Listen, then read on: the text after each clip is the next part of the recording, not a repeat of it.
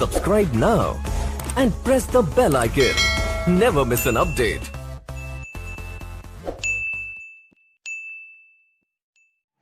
Hello friend, नमस्कार। स्वागत है आप सबों का अनमेश क्लासेस बांका के यूट्यूब चैनल में।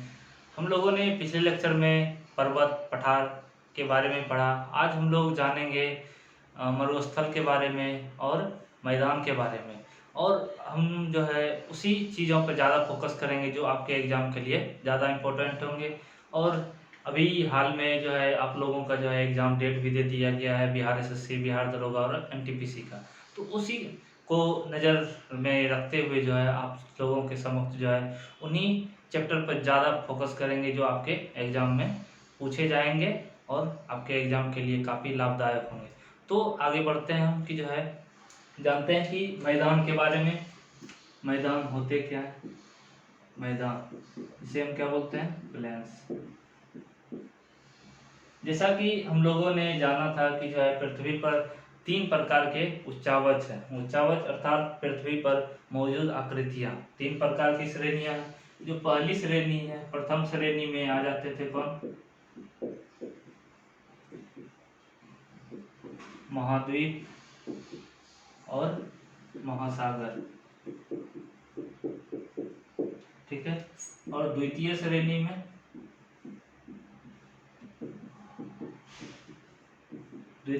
में कौन आते हैं? पर्वत, पठार, मैदान, मरुस्थल इत्यादि। ये सभी जितने भी हैं ये द्वितीय श्रेणी के उच्चावच है। द्वितीय श्रेणी के स्थलाकृति है और प्रथम श्रेणी के स्थलाकृति महाद्वीप और महासागर। और तृतीय श्रेणी 3 प्रकार के उच्चावच है। तीनों जो है अलग अलग है। प्रथम श्रेणी में महाद्वीप महासागर, द्वितीय श्रेणी में पर्वत पठार मरुस्थल ये सब, ठीक है। और तृतीय श्रेणी में भूमिगत जल, सागर, नदी, ये सभी जो है किस में आते हैं? तृतीय श्रेणी में आते हैं, ठीक है। तो एग्जाम में ये भी पूछा जाता है क्वेश्चन की जो है पठार जो है किस श्रेणी के स्थलाकृति है। तो आप जो है द्वितीय श्रेणी के, यह महाद्वीप महासागर कौन सी श्रेणी के अंतर्गत आते हैं? तो प्रथम श्रेणी के अंतर्गत, ठीक है। तो अब हम बात करते हैं कि मैदान के बारे में। मैदान होते क्या है? मैदान वह भाग है जो अपने समतल मतलब पृथ्वी के समतल में मिल जाते हैं, अर्थात पृथ्वी के समतल धरातल पर जो है एक समान जो है उसकी स्थिति हो जाती है।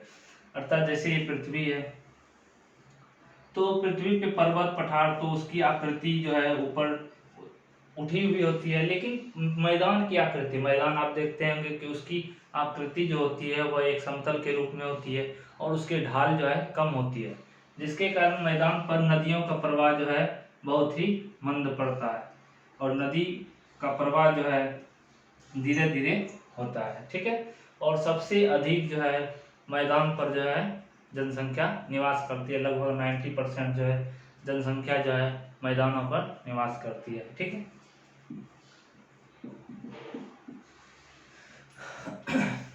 तो मैदान के बारे में जाना। अब जानते हैं कि मैदान का निर्माण होता कैसे है। मैदान का निर्माण जो है नदियों के अपरदन के द्वारा जो है चट्टान, पत्थर या फिर रेत, इन सबों के निक्षेपण से जो है मैदान का निर्माण होता है।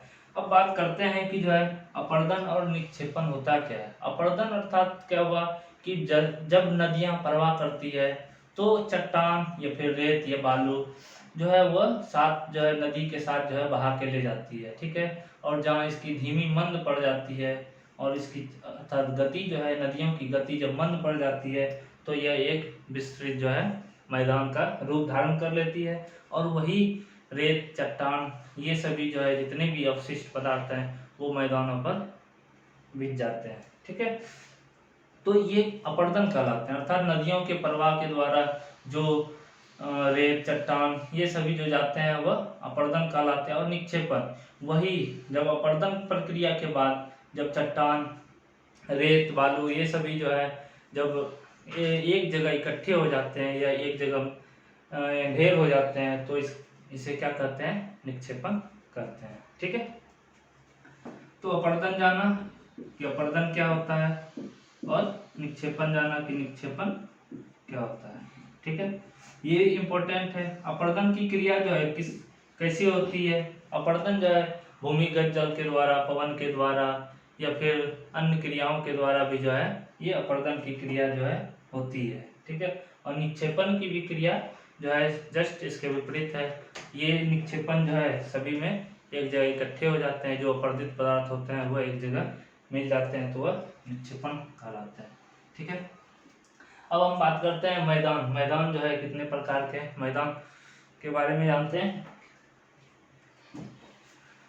कौन कौन से मैदान हैं।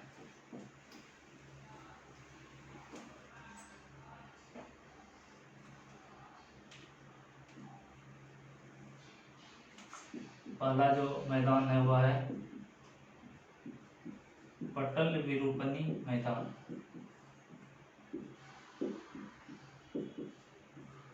दूसरा मैदान है संप्राय मैदान।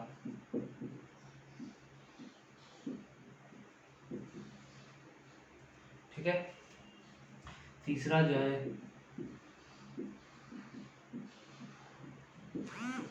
विमानी निर्मित मैदान। चौथा कास्ट मैदान। पांचवा जलोढ़ मैदान।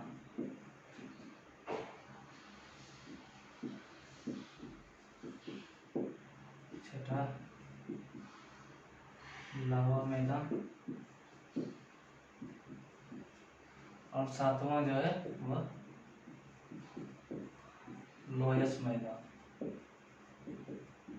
ठीक है, ये सभी मैदान है जो कि अलग अलग जो है मैदान का निर्माण करते हैं। विरूपणी मैदान जो होता है, जब पर्वत का निर्माण होता है तो भूसंगति के किनारों पर अवलन पड़ने से उसके बीच जब जो है बीच वाले भाग जब अप्रभावित होते हैं, अर्थात बीच वाले भागों में कोई जब घटना नहीं घटित होती है तो वह एक मैदान का रूप धारण कर लेती है। उसे हम क्या बोलते हैं, पटल विरूपणी मैदान कहते हैं। ठीक है, जैसे कि आप देख सकते हैं कार्पेथियन व डिनारिक का कार्पेथियन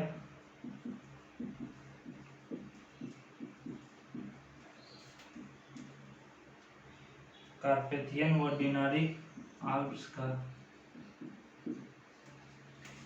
आल्प्स पर्वत के बीच स्थित हंगरी का मैदान।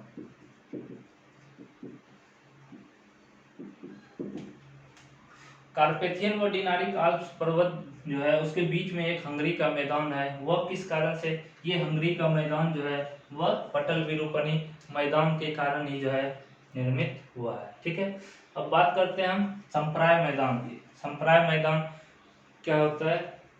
संप्राय मैदान जब नदी अपर्दन के द्वारा जब साथ में चट्टानें जब छोटे छोटे टुकड़ों में टूट जाती है तो इसके साथ बहाव होती है। बहाव के साथ बहाव के रूप में जो है यह अपने साथ जो है रेत, बालू, चट्टानें या पत्थर जो है साथ में लेके जाते हैं, जिसके कारण जो है उस जगह की सारी चट्टान जो है हट जाती है और वो जगह जब एक मैदान के रूप में बन जाती है तो इसे हम क्या बोलते हैं, संप्राय मैदान बोलते हैं। ठीक है, और संप्राय मैदान में कहीं कहीं जो है इंसेल वर्ग भी दिखाई देते हैं।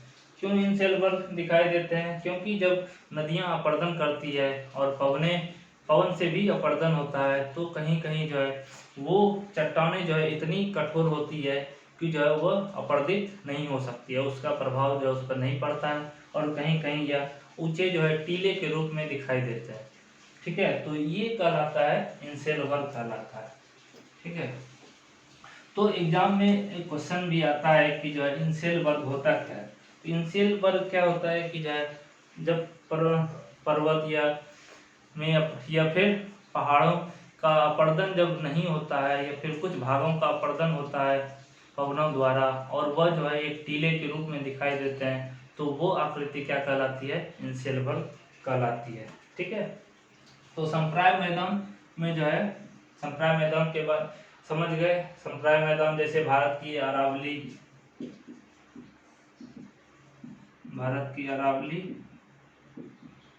क्षेत्र,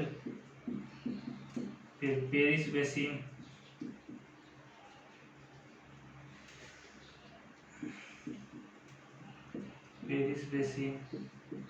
मिसिसिपी का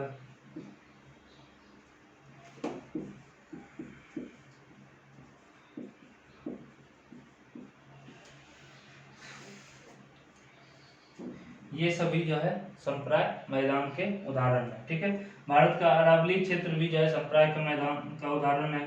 फिर पेरिस बेसिन, मिसिसिपी का क्षेत्र जो है, ये सभी संप्राय मैदान के उदाहरण है। ठीक है, तो बात किए थे कि इंसेल वर्ग, इसमें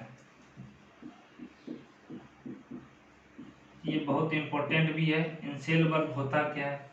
जब पवनों के द्वारा जब अपर्दन होता है, इसको याद रखिएगा, जब पवन के द्वारा अपर्दन होता है अर्थात चट्टानी भागों में जब अपर्दन होता है तो ये छोटे छोटे टुकड़े जो है टूट जाते हैं, लेकिन कुछ जो है उसमें अपर्दन की क्रिया नहीं होती है और जो है यह टीले के रूप में दिखाई देती है। अर्थात जैसे पहाड़ है, पहाड़ का अगर कुछ भाग जब अपर्दन होकर के नदी या फिर जो है पवन के द्वारा जब अपर्दन होती है तो वो अपने साथ साथ छोटे छोटे टुकड़े जो है चट्टान के टुकड़े ले जाते हैं। लेकिन कुछ जो है चट्टान जब कठोर होते हैं और उसी भाग में अवस्थित हो जाते हैं और उस भागों का अपर्दन अगर नहीं होता है तो वह एक इंसेल वर्ग के रूप में दिखाई देते हैं, अर्थात एक टीले के रूप में दिखाई देते हैं, जिसे क्या बोलते हैं?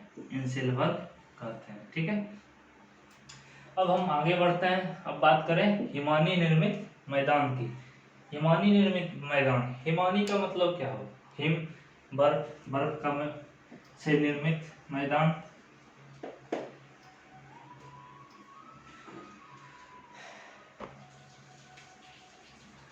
हिमानी निर्मित मैदान, जब हिमानी जब अपर्दन करती है अर्थात जब हिम पर्वत जब अपर्दन होती है तो अपने साथ जो है यह हिमबर्फ के रूप में एक परत बनाती है, अर्थात बर्फों का परत के रूप में एक मैदान का निर्माण करती है, जिसे हम क्या बोलते हैं? हिमानी निर्मित मैदान बोलते हैं।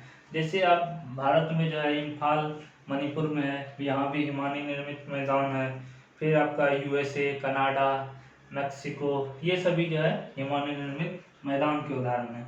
अर्थात हम यह भी कह सकते हैं कि जहाँ पर ठंडे प्रदेश हैं या फिर जहाँ पर पहाड़ जो है वह बर्फीले पहाड़ हैं तो वहाँ के जो मैदान है वह हिमानी निर्मित मैदान के उदाहरण हैं। आप जो इसमें USA दे सकते हैं, USA, कनाडा, मैक्सिको, पेरिस, फिर जो है इम्फाल, ये सभी जो है हिमानी निर्मित मैदान के उदाहरण हैं। ठीक है, अब हम बात करें कास्ट मैदान की। कास्ट मैदान होता क्या है? कास्ट मैदान वैसे मैदान होते हैं जब चूना पत्थर वाले पहाड़ी क्षेत्र, जब नदियों के द्वारा अपर्दन होती है तो उसके साथ जो है छोटे छोटे चट्टान, बालू, पत्थर, ये सभी जो है अपने साथ ले जाते हैं और वही रेत, पत्थर और चट्टानों के छोटे छोटे टुकड़े द्वारा जब एक मैदान का निर्माण होता है तो उसे हम क्या बोलते हैं? कास्ट मैदान बोलते हैं। ठीक है, तो कास्ट मैदान में क्या होता है कि कास्ट मैदान वैसे अर्थात जो है कंकड़ीले या पथरीले मैदान ये होते हैं। ठीक है, जिसमें जो है पत्थर और छोटे छोटे टुकड़े, चट्टानों के टुकड़े और जो है रेतीले बालू और सब होते हैं। ठीक है, इसका उदाहरण है यूगोस्लाविया का एड्रियाटिक के समीप जो है कास्ट मैदान।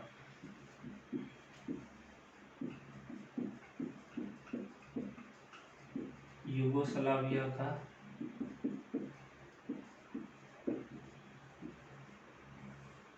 एड्रियाटिक सागर के समीप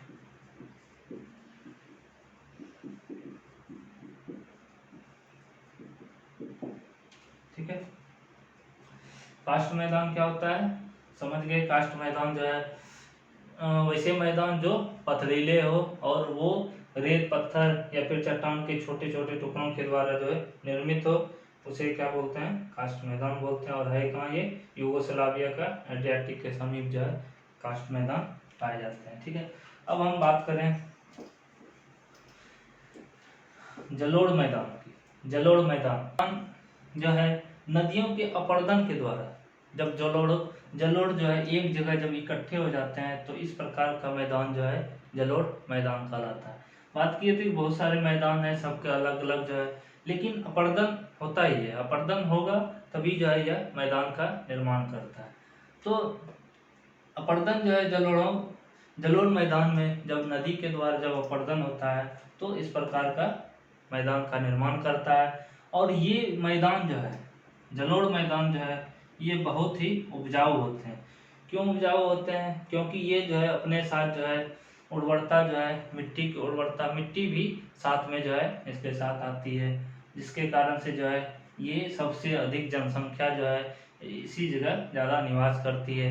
ठीक है, और यह बसने के लिए, मानव के बसने के लिए एक उत्तम स्थान है। ठीक है, जलोढ़ मैदान जो है हम देख सकते हैं कि जो है जैसे गंगा ब्रह्मपुत्र नदी का बेसिन, फिर जो है चीन का यांगटिसिकियांग, फिर नील नदी, ये सभी जो है जलोढ़ मैदान के उदाहरण हैं।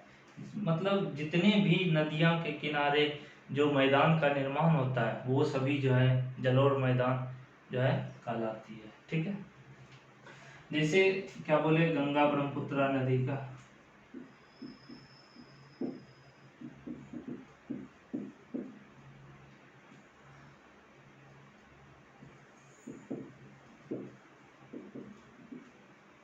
फिर चीन का यांगटिसिकियांग,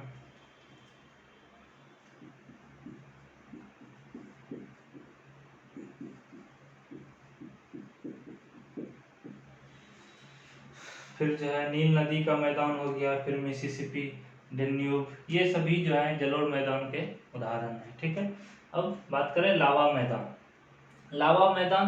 लावा कहाँ से निकलती है, ज्वालामुखी के मैग्मा से जब लावा जब बाहर निकलती है तो ये जब मतलब पृथ्वी के नीचे जितने भी चट्टान हैं छोटे छोटे टुकड़े के रूप में जब बाहर निकलती है और वो लावा जो है मेटल के रूप में जब ठंडी होती है तो यह अपने आसपास जो है मतलब बिखर जाती है। और एक तरह से जो है जब ये सभी जब इकट्ठा होते हैं तो ये जो है मैदान का निर्माण करते हैं, जिसे हम लावा मैदान कहते हैं। ठीक है, जैसे लावा का मैदान हम देख सकते हैं, भारत का दक्कन लावा का मैदान जो है इसके उदाहरण है। ठीक है,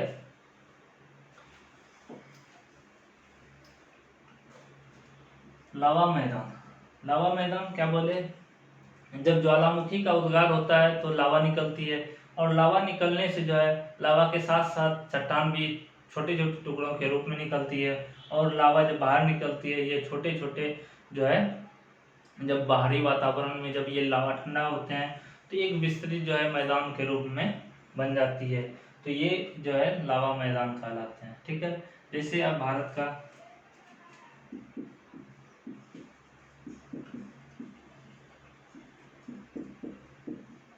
दक्कन लावा मैदान इसके उदाहरण। ठीक है, अब लोयस मैदान का निर्माण जो है पवनों द्वारा उड़ाकर ले आए गए बालू, रेत, इनके द्वारा जो निर्मित मैदान जब बनते हैं, अर्थात बालू या रेत जब एक जगह इकट्ठे हो जाते हैं पवनों के द्वारा तो इस कारण से लोयस का मैदान का निर्माण होता है। ठीक है, जैसे आप देख सकते हैं उत्तरी चीन, तुर्कमेनिस्तान, जैसे उत्तरी चीन,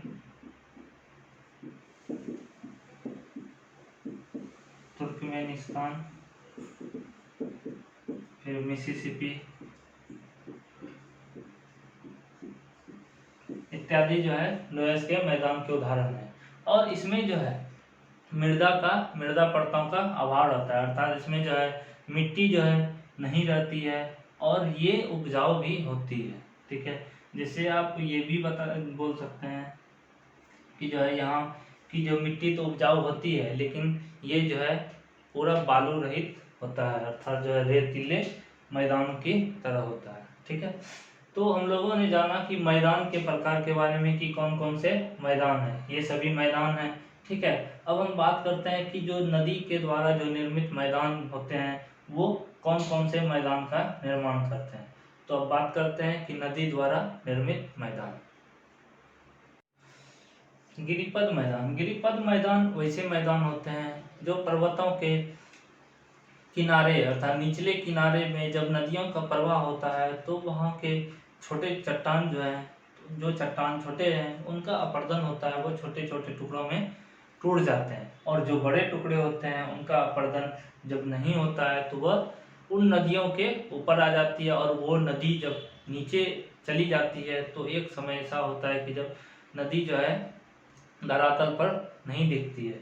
ठीक है, और ये मैदान नदियों के अपरदन के द्वारा जो छोटे छोटे टुकड़े जब अपरदित होते हैं तो एक बहुत बड़े मैदान के रूप में जब निक्षेपित कर देते हैं चट्टानी टुकड़े, तो इस कारण से ये चट्टानी मैदान जो है गिरिपद मैदान कहलाते हैं। ठीक है, गिरिपद मैदान हम जो है हिमालय पर्वत के समीप जो है यहाँ गिरिपद मैदान है। ठीक है, और यहाँ के मैदान जो है वह हाथी घास वाले होते हैं, अर्थात जो है बड़े बड़े घास वाले मैदान होते हैं। ठीक है, अब हम बात करें बाढ़ का मैदान। बाढ़ का मैदान जो है अर्थात बाढ़ के कारण जब नदियों का पानी अधिक हो जाता है तो जो है इसकी मृदा अपरदित होती है, तो जिसके कारण से जो है बाढ़ के मैदान निर्मित होते हैं। ये दो प्रकार के बाढ़ के मैदान हैं, एक है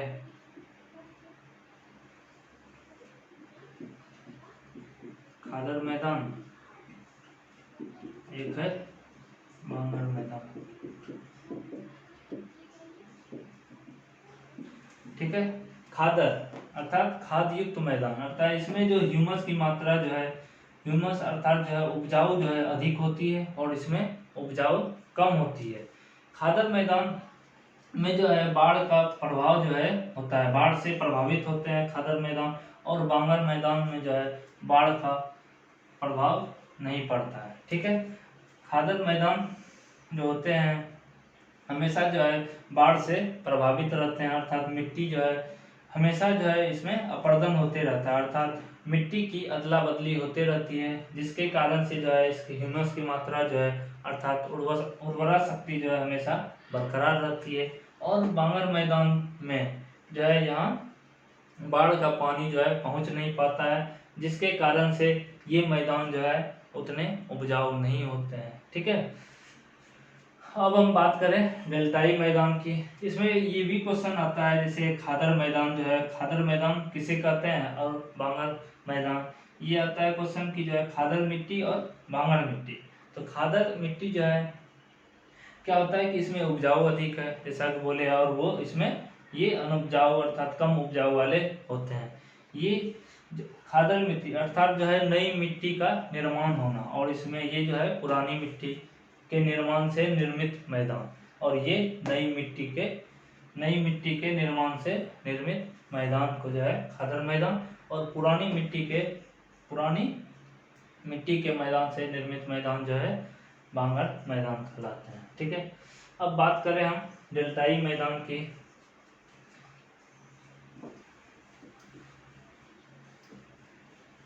डेल्टाई मैदान जो है जब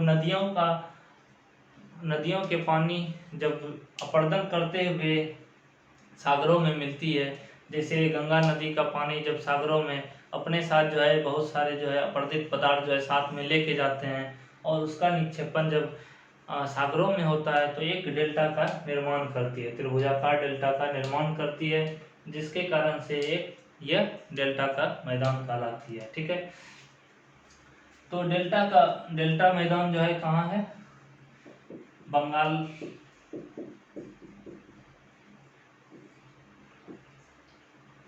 में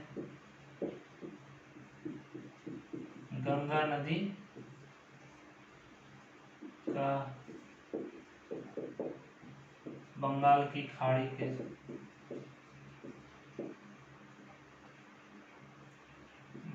गंगा नदी और बंगाल की खाड़ी के समीप गंगा नदी जब बंगाल की खाड़ी के पास जब दोनों एक जगह जब मिलती है, अर्थात गंगा नदी बंगाल की खाड़ी में जब समाहित होती है, तो यह डेल्टा का निर्माण करती है। अभी यहाँ एक दो शब्द आता है कि डेल्टा का निर्माण और एस्चुरी का निर्माण। डेल्टा के निर्माण जब होता है तो इसके साथ जो है अवशिष्ट पदार्थ अर्थात जो है अवशेषों या अवसादी पदार्थ भी जो है साथ में जाते हैं, जैसे मिट्टी, रेत, पत्थर, बालू, ये सभी जो है साथ में जाते हैं। लेकिन एस्चुरी का निर्माण जब होता है तो ये अपने साथ जो है ज़्यादा जो है नहीं लेके जाती है, अर्थात जो है इसमें जो है मिट्टी या फिर जो है रेत, ये सभी चीज़ों का अभाव होता है। ठीक है, तो डेल्टा का निर्माण कौन करती है? गंगा नदी जो है डेल्टा का निर्माण करती है। और एस्चुरी, एक है एस्चुरी का निर्माण, तो कौन करती है? नर्मदा नदी, नर्मदा, ताप्ती, ये सभी जो है ये दोनों जो है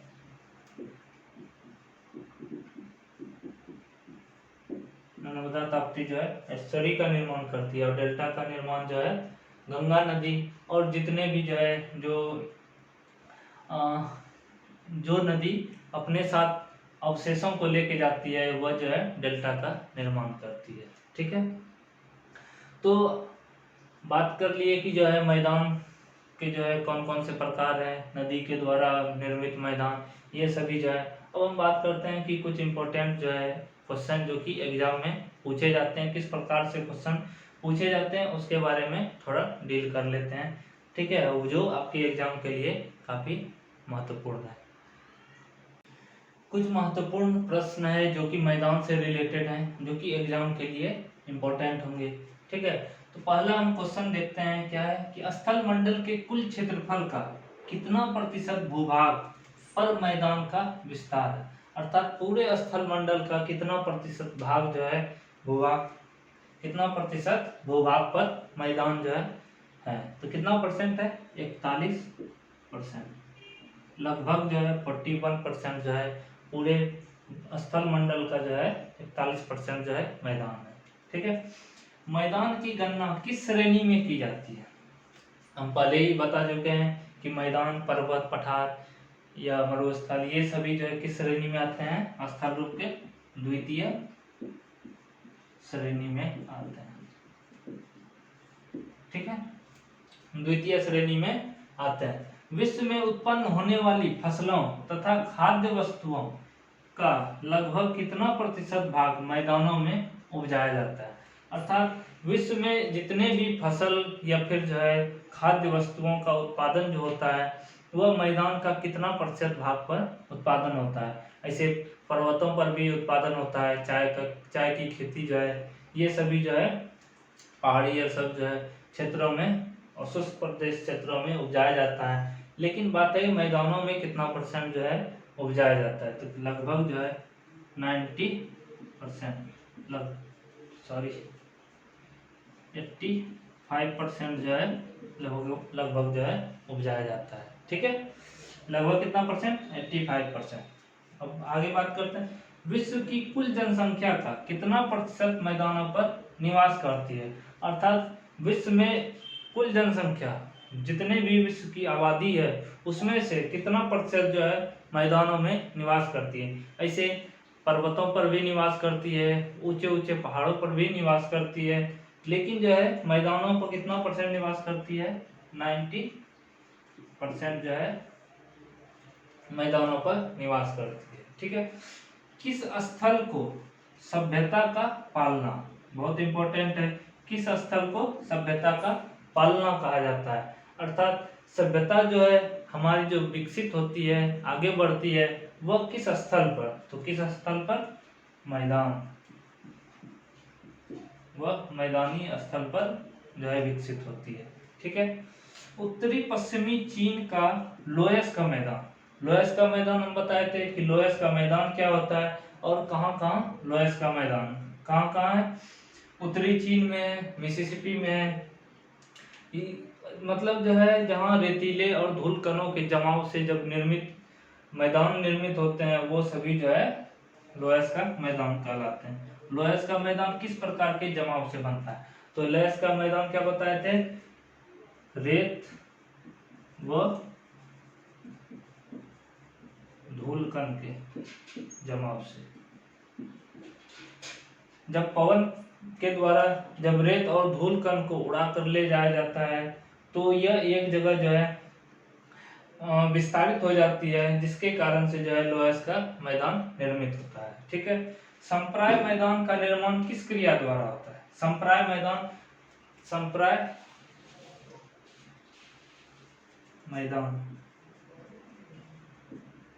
अर्थात संप्राय मैदान का निर्माण जो है किस क्रिया द्वारा होता है? नदी के अपरदन के द्वारा होता है, नदी के कारण होता है। ठीक है, ये भी बताए थे कि संप्राय मैदान जो है क्या होता है। आप इसको जो है पूरे लेक्चर को अच्छी तरह से देखें, समझें और इसको हल करें, ये बहुत इंपॉर्टेंट है।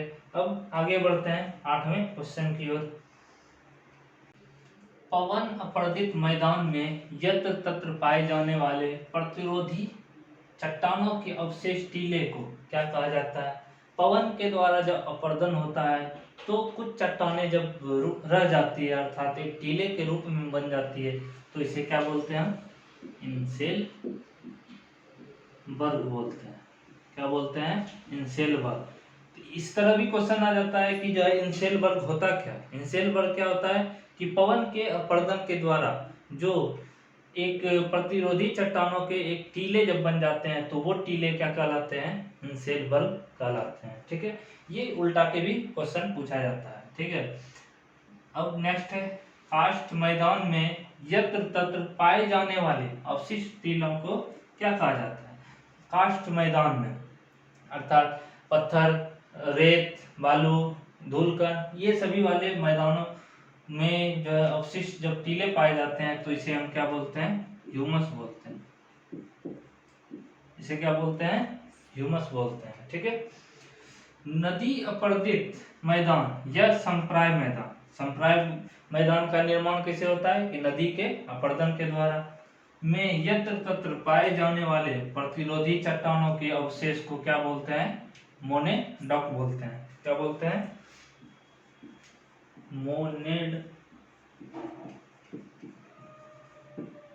मोनेडनॉक। ठीक है, इसे क्या बोलते हैं? मोनेडनॉक बोलते हैं। ठीक है, अब बात करें पेडी प्लेन मैदान का निर्माण कैसे हुआ? पेडी प्लेन का निर्माण जो होता है वह पवन के द्वारा जो अपर्दन के कारण पेडी प्लेन का निर्माण होता है।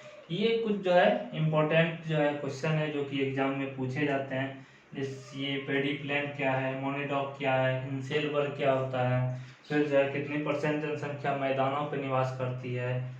ठीक है, ये सभी जो है बहुत ही इम्पोर्टेंट है। ठीक है, अब हम आगे बढ़ते हैं नेक्स्ट टॉपिक पर। वो क्या है? मरुस्थल।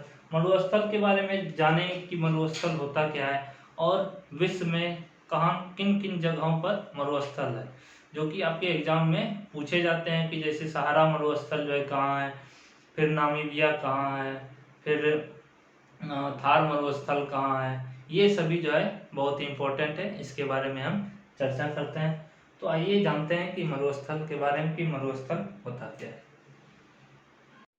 बात करें मरुस्थल की। मरुस्थल जिसे हम क्या बोलते हैं? डिजर्ट बोलते हैं या फिर रेगिस्तान बोलते हैं। रेगिस्तान अर्थात वैसा मतलब पृथ्वी पर वैसा बंजर भूभाग जो क्या हो? शुष्क और अर्धशुष्क जो है हो। अर्थात यहाँ जो है वर्षा जो है बहुत कम नामात्र के बराबर हो और यहाँ की मिट्टी जो है उपजाऊ नहीं हो और जीवन के लिए रहने के लिए पर्याप्त नहीं हो, वैसे क्षेत्र जो है मरुस्थल या फिर रेगिस्तान कहलाते हैं।